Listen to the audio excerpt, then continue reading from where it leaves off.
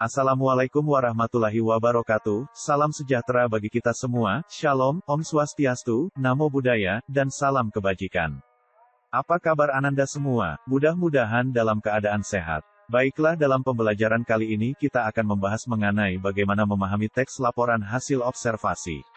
Materi kali ini akan dijelaskan oleh kelompok 6 yang beranggotakan Hamidah, Harits Madian Marsa, dan Ilham Vidya Zola Damara. Dalam materi kali ini kita akan membahas kompetensi dasar, tujuan pembelajaran, apa itu teks laporan hasil observasi, definisinya,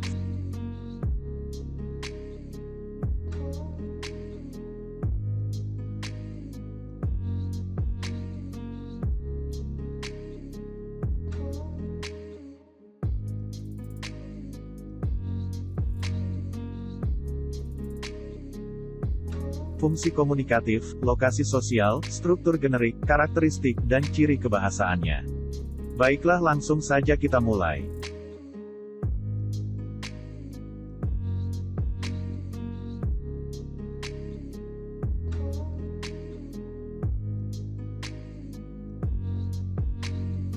Pertama-tama, sebelum memahami teks laporan hasil observasi, alangkah baiknya kita mengerti kompetensi dasarnya.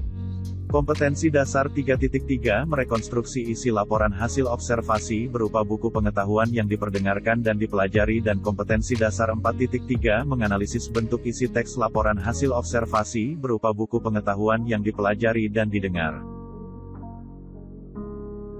Selanjutnya kita harus paham tujuan dari pembelajaran teks laporan hasil observasi. Melalui penerapan pendekatan saintifik, peserta didik dapat mengidentifikasi konsep dasar teks laporan hasil observasi, mengungkapkan isi pokok bagian-bagian teks laporan hasil observasi serta struktur dalam teks laporan hasil observasi. Pembelajaran ini juga mengembangkan sikap jujur responsif, dan satuan dalam penyelesaian setiap penugasan, dan proaktif dalam berdiskusi.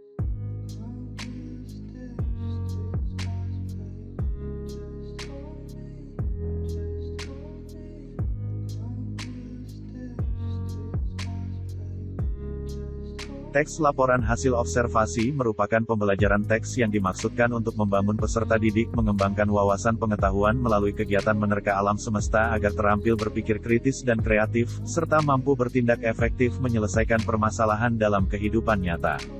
Laporan hasil observasi sangat berguna untuk menambah pengetahuan serta wawasan tentang suatu objek berdasarkan fakta yang ada. Menurut Kosasi pada tahun 2014, teks laporan hasil observasi yaitu teks yang mengemukakan fakta-fakta yang diperoleh melalui pengamatan. Dengan teks tersebut, pembaca memperoleh sejumlah pengetahuan ataupun wawasan, bukan dari hasil imajinasi.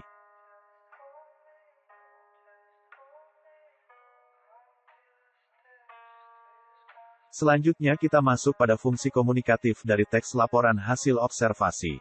Fungsi komunikatif teks laporan hasil observasi adalah untuk mengemukakan fakta-fakta yang diperoleh melalui pengamatan, dan menyajikan informasi tentang sesuatu secara umum.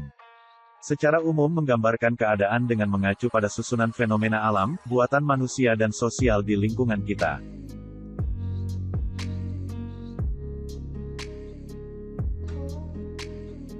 Kemudian kita masuk pada lokasi sosial dari teks laporan hasil observasi. Lokasi sosial teks merupakan tempat di mana saja kita bisa menemui sebuah teks yang dimaksud.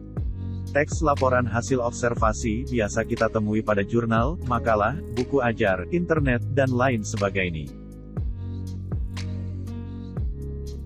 Untuk memahami sebuah teks kita juga harus paham terhadap struktur generik teks.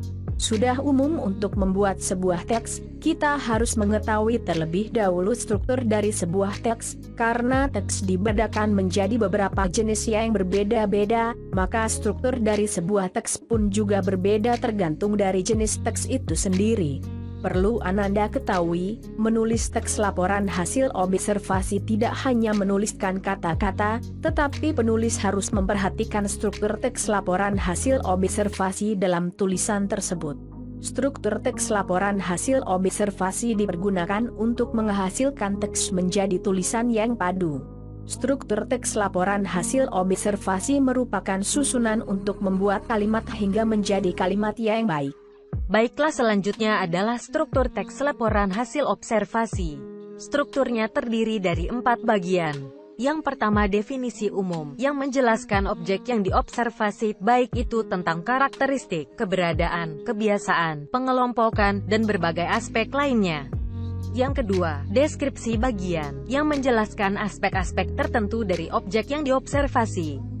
Yang ketiga, deskripsi manfaat, menjelaskan kegunaan dari paparan tema yang dinyatakan sebelumnya.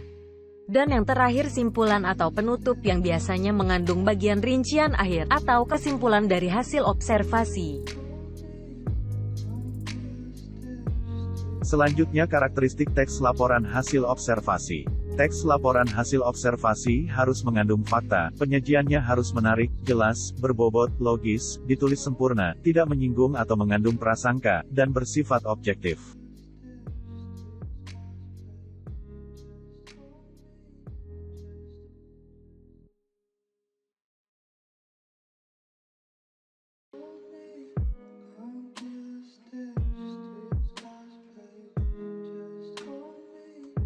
Kemudian ciri kebahasaan dari teks laporan hasil observasi yang sesuai pada kaidah kebahasaan yang tertera pada video.